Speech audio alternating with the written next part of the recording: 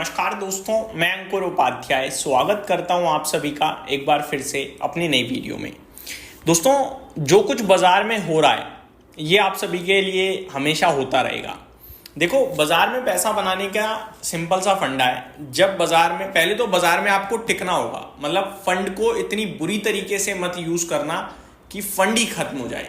कैसे, मैं आपको बताना चाहूंगा। आपको लगेगा ऐसा कि ऐसे कैसे हो जाएगा फंड खत्म, मैं आपको बताता हूँ कैसे हो जाता है।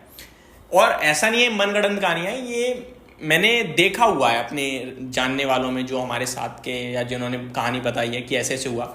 होता क्या है कि स्टार्टिंग में बंदा आता है, किसी शेयर को खरीदता है, 1 लाख का मान लो कैपिटल लाया, खरीद लिया उसने, शेयर गिर गया, वो एवरेज करना सीख जाता है। इस तरीके से मान लो उसने 2 लाख रुपए बाजार में लगा दिए और आज की डेट में 1.5 लाख रह गए हैं। ठीक है जी, उसका ये 50,000 यानी 25% का सीधा सीधा लॉस हो रहा है। ठीक है जी, अब ये जो लॉस हो रहा है ना उसे, वो ये देखता है कि यार ये शेयर तो बढ़ नहीं रहा, ये तो 1.5 लाख से 2 लाख आएगा नहीं, तो मेरे को ले डूबा, क्योंकि समय भी चला गया, पैसा भी चला गया। अब इस 1.5 लाख से दोबारा 2 लाख करने के लिए मेरे को 30% बनाना होगा, जो कि मेरे लिए इतना आसान नहीं है, 30 से भी ज्यादा बनाना है।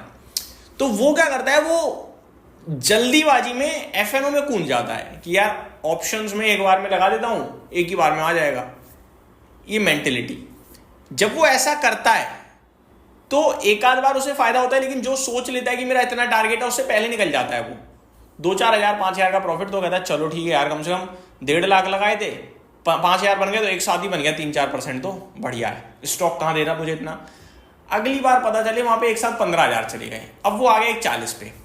ये सिचुएशन हो जाती है और एट द एंड उसका पैसा बहुत छोटा रह जाता है और फिर वो शेयर बाजार को उल्टा सीधा करके निकल जाता है, और ये होता है। लेकिन आपको ऐसा नहीं करना, आपको बाजार में कैश का शेयर कैश में ही रिकवर करना है। आप वो बेच दो बेशक, जो आपको खराब लग रहा है कि 2 का 1.5 रह गया, लेकिन 1.5 लाख जब दूसरी जगह लगा रहे हो वो कैश में ही लगाओ। वो टाइम लेगा, लेकिन अगर आप गलत पड़ गए तो वो खत्म नहीं होने देगा आपको। ठीक है, एफएनओ आपको खा जाएगा, पहली बात तो ये, इसको हटाता हूं मैं। अब आपको मैं बताता हूं कि जब आप टिके रहोगे तो होता क्या है। बाजार बड़ा इंटरेस्टिंग रहता है। बाजार 2-3 साल बुल रन में चलता है, 2-3 साल बिल्कुल साइडवे हो जाता है, और 6 से 9 महीने 12 महीने वन साइडेड क्रैकडाउन हो जाता है। ये बाजार की चाल है, आप कभी भी उठा के देख लो। आप 2020 से 2024 तक का सफर देखो, एक बार पैनिक आया, बाकी वन साइडेड बुल रन रहा 4 साल। इस 4 साल के बीच में हर एक रिटेल इन्वेस्टर ने सिर्फ एक ही बात कही, जब बाजार गिरे खरीदो, जब बाजार गिरे खरीदो।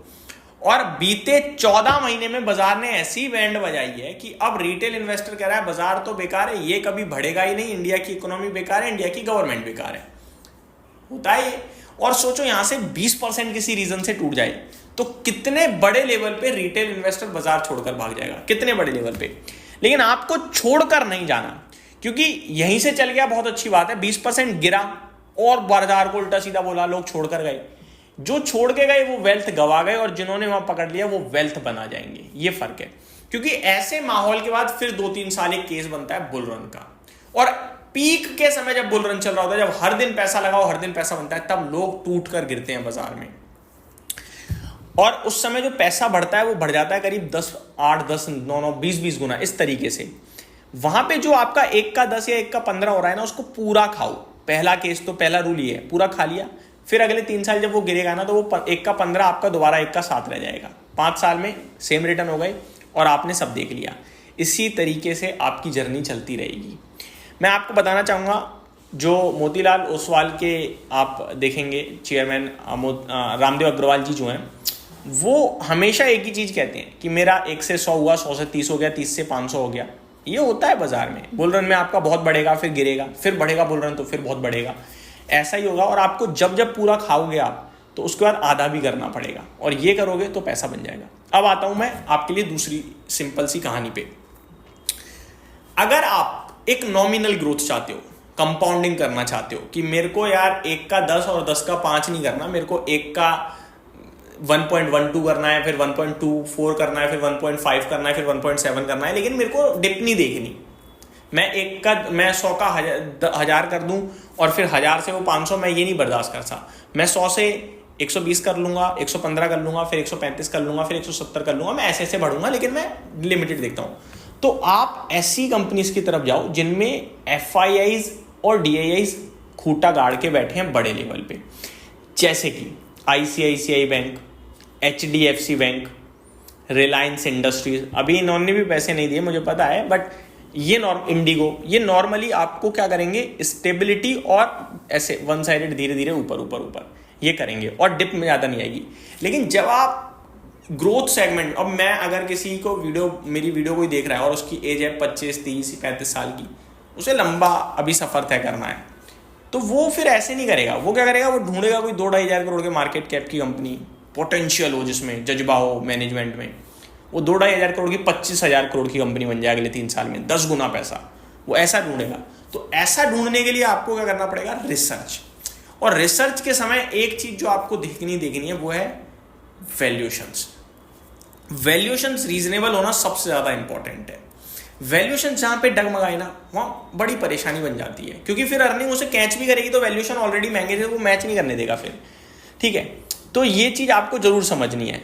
अब मैं कुछ एग्जांपल, जैसे मैंने सेफ्टी के दिए, इंडिगो दे दिया मैंने आपको ICICI बैंक दे दिया, मैंने HDFC बैंक दे दिया, और भी बड़ी लंबी लिस्ट निकल जाएगी जहाँ पे आप ढूंढने निकलोगे। तो इसी प्रकार छोटे स्टॉक्स में मैंने आपके साथ अभी रिसेंटली एक स्टॉक डिस्कस किया था, चिंका लॉजिस्टिक, ब्लैक बक के नाम से भी है। अब तो खैर ये स्टॉक 11,000 करोड़ का मार्केट कैप है, उस समय 7,500 करोड़ था, आज से 3-4 महीने पहले की बात कर रहा हूँ। आप इसमें नोटिस करो, कोई भी चीज़ अगर आपको दिक्कत में, परेशानी में दिखे तो कुछ भी नहीं दिखेगा। मैं आपको बताना चाहूँगा, कंपनी के पास अराउंड शेयर होल्डिंग पैटर्न में 20% FII जोन कर रहे हैं, 13.5% DIIs, पब्लिक के पास 38% है।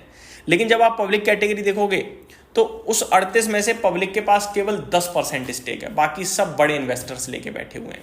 तो यहाँ पे शेयर होल्डिंग एकदम फिक्स हो गई, टेंशन फ्री। कितने इन्वेस्टर्स हैं total, number of share holders 39,000। That means number of share holder, अच्छा नंबर ऑफ शेयर होल्डर्स की भी अपनी इंपॉर्टेंस है। किसी कंपनी में देखो 10 lakh 20 lakh number of share holders है ना, वो नहीं बढ़ पाएगा, बड़ा मुश्किल होगा उसके लिए बढ़ना। जैसे ही बढ़ता होगा, सेलिंग प्रेशर ले फेंक के मारा किसी ने, क्योंकि इतनी पोर्टफोलियो में घुसा पड़ा है किसी का, तो दिमाग प्रॉफिट बुकिंग पे उतरेगा ना।